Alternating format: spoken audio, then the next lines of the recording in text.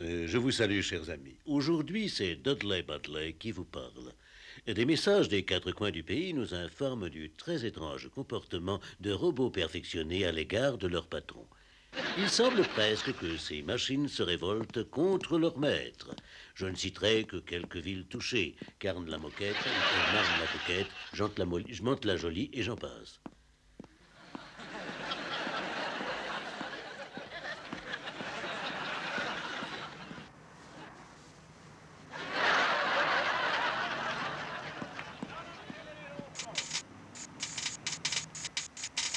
Bon alors, qu'est-ce qu'il y a là, la lumière? Ah, je suis pas au courant. Qu'est-ce qu'il y a pour dîner? Va donc savoir. Il n'y a plus d'étiquette sur la boîte de conserve. Ce serait chouette si un jour je rentrais à la maison et que je trouve le four aussi brûlant que la télé. Alors ça, ce serait une bonne surprise, tu vois. Justement, le four aussi est en panne. Alors comment diable le sais-tu? La première fois que tu l'as vu, t'as cru que c'était un piano. Pourquoi tu le tapes avec la main? La télé, c'est avec la main, le four, c'est avec le pied. Hein?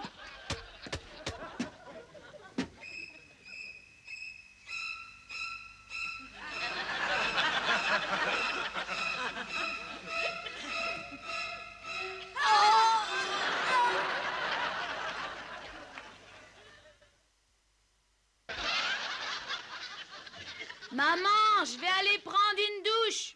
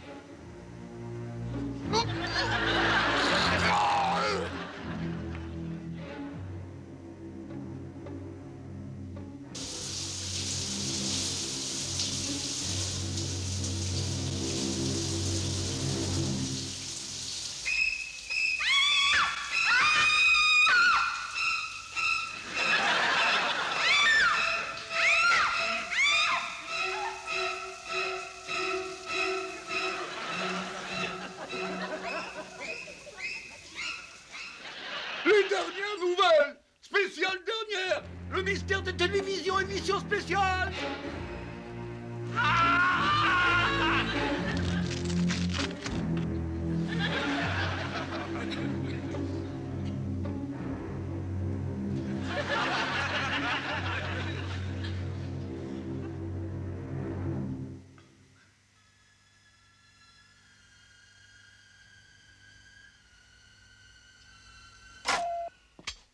Bonsoir, je vous présente le plus populaire programme selon les sondages. Droit à la vie. La saveur, pourquoi ne pas ajouter quelques larmes d'absinthe? Parce que les absinthes ont toujours tort. Ah, bravo, tu te crois drôle. Chers auditeurs, laissez-moi vous donner un bon conseil. Si vous ne vous sentez pas bien, alors faites-vous sentir par un autre.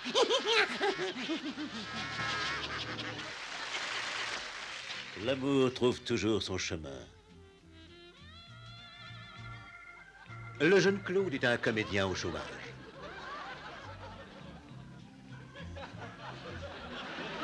Le vieux Pierre est un riche banquier.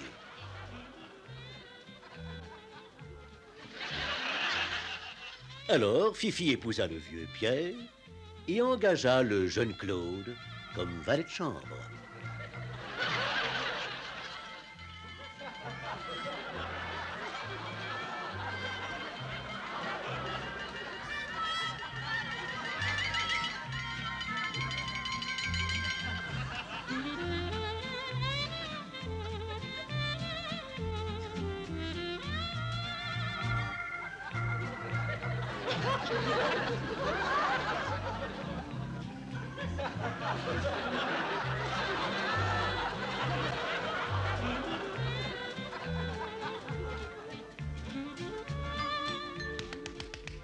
On peut être valet de chambre et manquer de peau.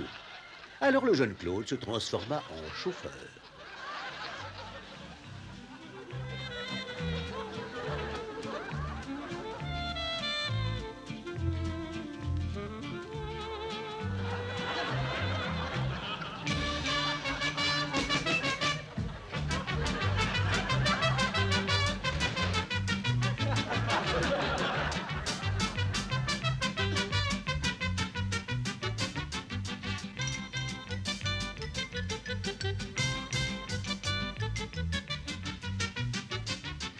L'inconduite du chauffeur l'emmena sur les roues.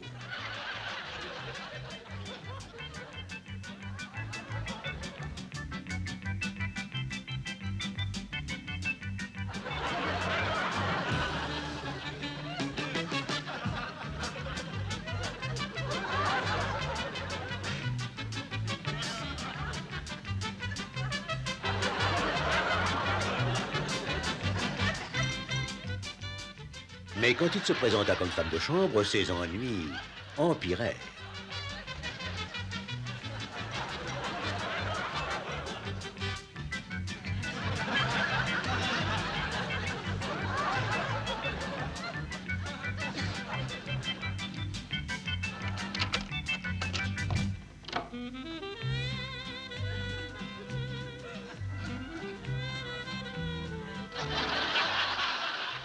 Cela s'aggrava encore avec l'arrivée d'une jeune soubrette, car il fut obligé de partager sa chambre.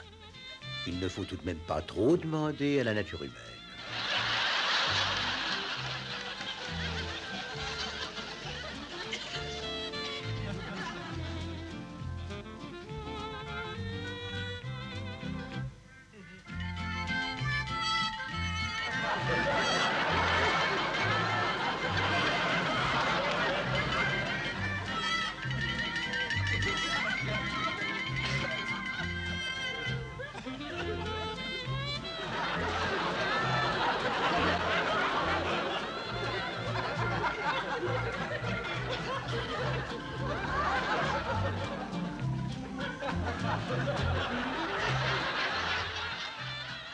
Et quand il eut découvert qu'il devait aussi partager le même lit, ses nerfs se transformèrent en cordonnets.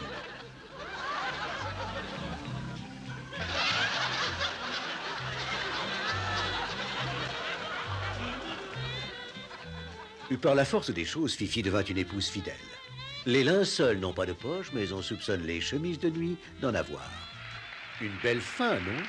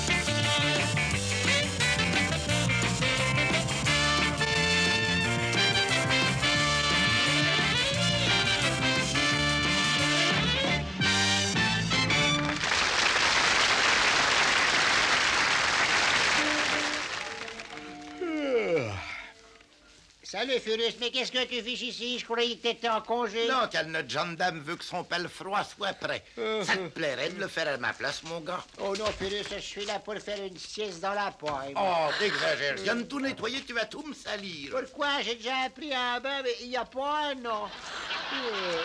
Oh, Lady Godiva, je pensais que c'était une plaisanterie cruelle de la part de votre seigneur et maître. Milly, ça suffit. J'ai donné ma parole qu'à l'aurore, je chevaucherai nue dans les rues de Coventry. Et cela sera accompli.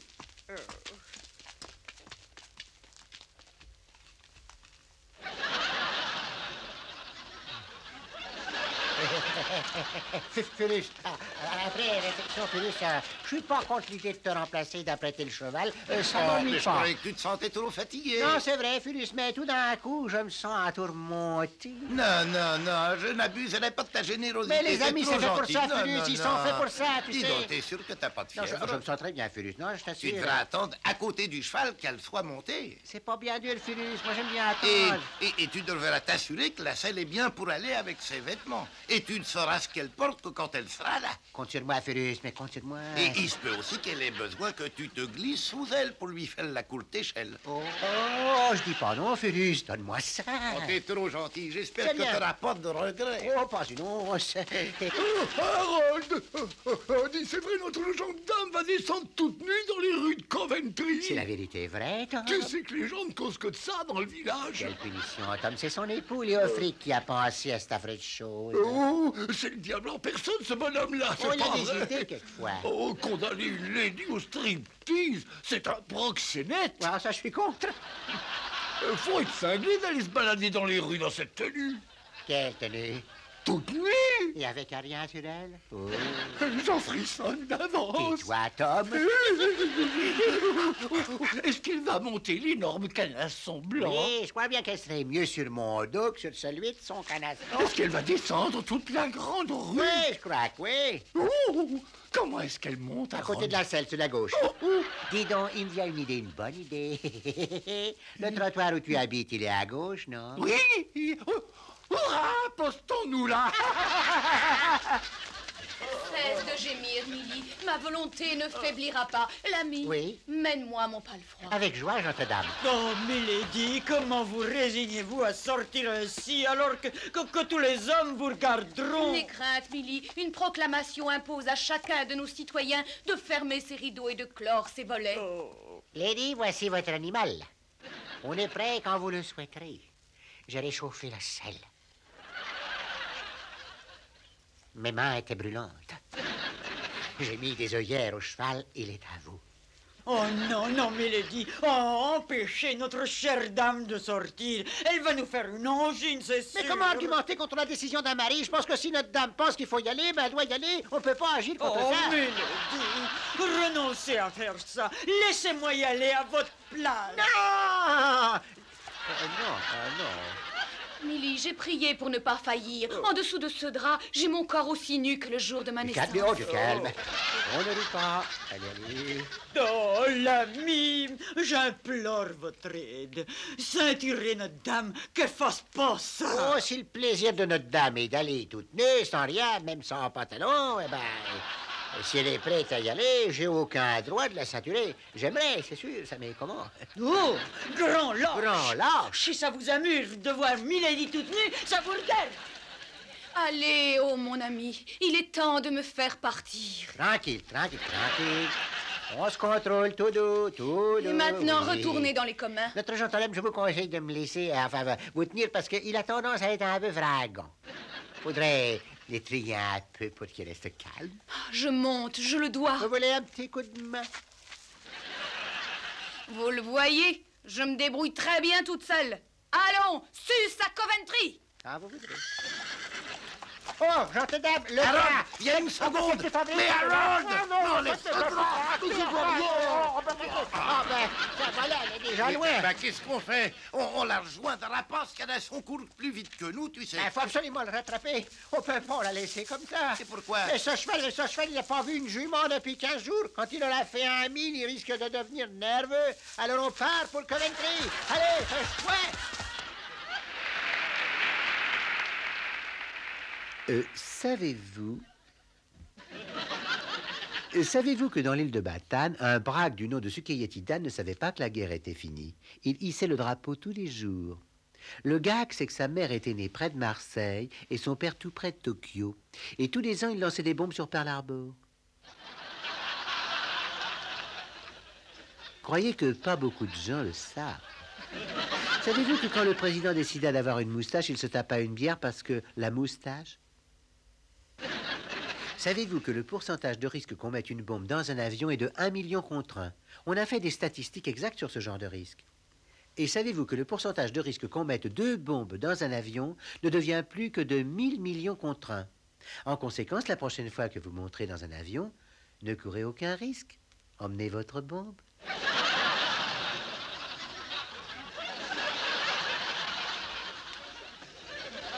Sachez que pas beaucoup de gens savent ça. Quand je raconte à ma femme tous ces intéressants potins, elle n'y entend rien. Elle dit que l'imprévu apporte à la vie un peu de piment. Quand je lui ai appris que notre ami du 22 avait pris un autobus, et cet idiot l'avait pris en pleine poitrine, eh bien, elle a juste dit « Oh, je sais. » Je lui ai dit que Phil Oxera sortait avec 4 paires de skis dès qu'il y avait 2 centimètres de neige dans la rue. Et sais-tu que si quelqu'un a une dent contre toi, il faut lui payer une bonne muselière?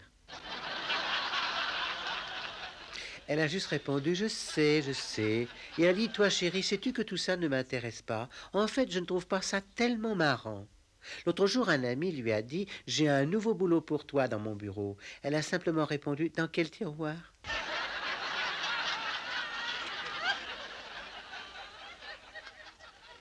Il y a des moments où je me demande si elle est vraiment normale. Et savez-vous ce qu'on dit à un chien qui est né sans tête? On lui dit n'importe quoi, il ne peut pas vous entendre. Savez-vous que lorsque mon petit pote Fred commande un rouge, ma femme lui dit « bien bleu », alors il lui rétorque « 2 tranches, c'est possible ». Alors elle lui dit « je sais ». Je crois que le gars là qui passe sa lune de miel à côté est sûrement plombier. Car toute la nuit il répète « ça déborde ». Je lui ai dit, les bleuets sont violets, les violettes sont bleutées. Chacun son métier et les vaches seront bien gardées. Alors elle a dit, je sais. Un jour, je suis venu avec mon camion jusqu'au zoo. Je savais bien ce que je faisais. Je venais pour piquer l'éléphant décédé dans la semaine. Alors moi et mes petits potes, on a traîné la carcasse jusqu'à la maison et on l'a montée dans la salle de bain et collée sur le bidet. Ensuite, je suis descendu regarder la télé. Alors, elle est montée dans la salle de bain. J'étais curieux de savoir ce qu'elle me raconterait. Elle cria « Seigneur mon Dieu, nom d'un chien, il y a un éléphant dans la salle de bain !» Alors je lui ai dit « Je sais. » Savez-vous qu'il n'y a pas beaucoup de gens qui savent ça?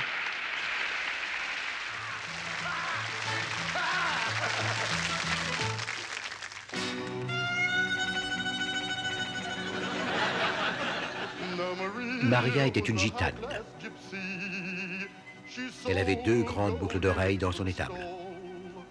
Elle ressemblait à sa mère par son œil de verre et à son père par son côté homme-tronc. But I took Maria to a fancy dress dance. It was a very swell affair. All the girls had to wear a dress the same color as their escort's hair. There was a commotion in the ballroom just after the dinner. All the men wanted to dance with the girl who came in with Yul Brynner. They all cried out, Maria Novotny. What we want is what needs. Hey! Ach du liebe Schmutter, real brown bread and Buddha. Des filles, il y en a des chaudes comme en Afrique, des chics comme à Paris,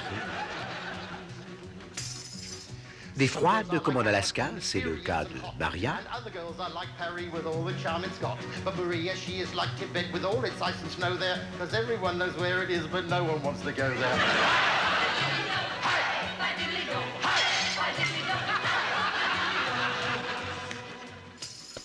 Maria a des dents vertes, brunes, noires et bleues. Dommage qu'elle n'en ait pas quelques-unes en or. If only she'd have had a blue one, she'd have had a snooker set. I went into a phone box to try to get in touch with my lovely Maria, cause I love her so much. But a policeman came and turned me out. I still can hear him yell. He went back into the phone box and he turned her out as well. Dance!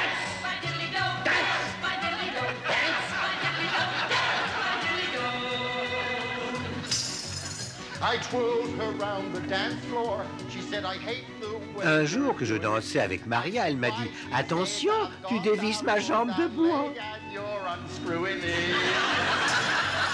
Standing on the crosstown bus, hanging by a strap, she let her hanky fall into a sleeping old man's lap. Now he woke up, he looked down, he gave a sheepish grin. He thought it was his shirt tail and he slyly tucked it in.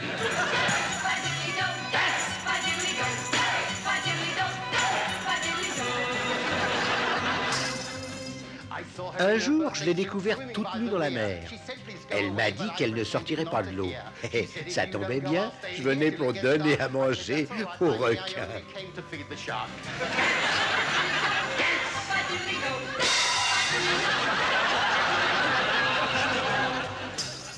On s'est mariés à la mode gitane. Maria s'est goinfrée avec la pièce montée. Pour la porter dans la chambre nuptiale, j'ai dû faire 2 voyages. Et puis Maria est retournée chez sa mère. Et moi, chez ma femme légitime.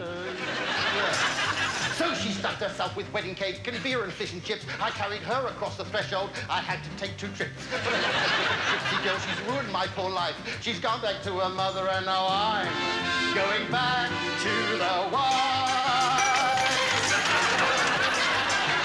Hey, hey, hey!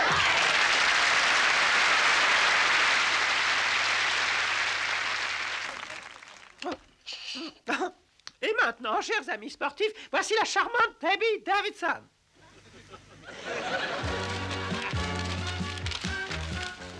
Alors nous commençons notre programme avec le hockey. C'est l'équipe de Putney qui a la balle et qui se rue à l'assaut des buts de Grahamstown et qui marque dès la première minute du match. Les Putney mènent par 1-0, mais on dirait qu'il y a un léger incident technique. Excusez-nous, chers téléspectateurs, à vous, Joniak. Voici maintenant un match de golf.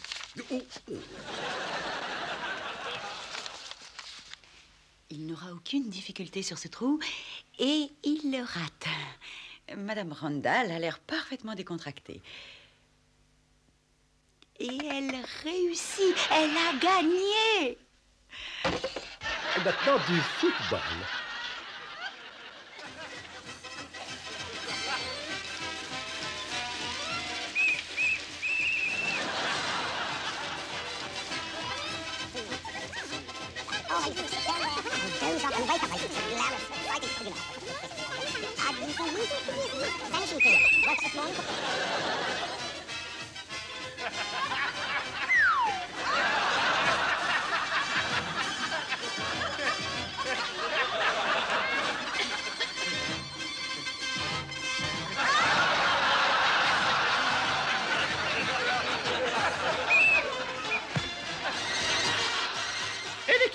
Va faire entrer une remplaçante. Et c'est Jenny Topla. Non, c'est Tilly Tompkins qui a adopté la nouvelle coiffure sport.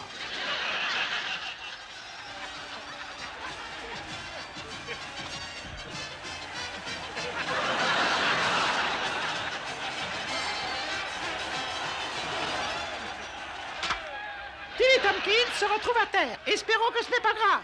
L'année dernière, elle est sortie sur une civière avec son vernis à ongles écaillé et son soutien-gorge arraché. Elle semble avoir récupéré et elle reprend le jeu.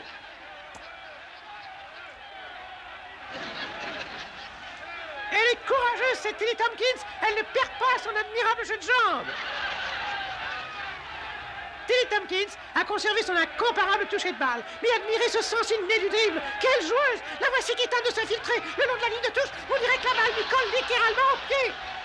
Mais pourquoi Tilly Tompkins s'obstine-t-elle à rester le long de la touche? Ah bon, vous comprenez maintenant pourquoi. Alors, je joue un petit coup d'œil sur la carrière de la vétérane des gardiennes de but à Freshline. Quelle élégance notre vétérante a gardé malgré son âge dans son ravissant maillot vert. Elle m'a confié l'avoir tricoté elle-même durant les mi-temps. Comme quoi on peut tricoter des gambettes et savoir se servir de ses mains. Oh! Ah, quelle gentillesse!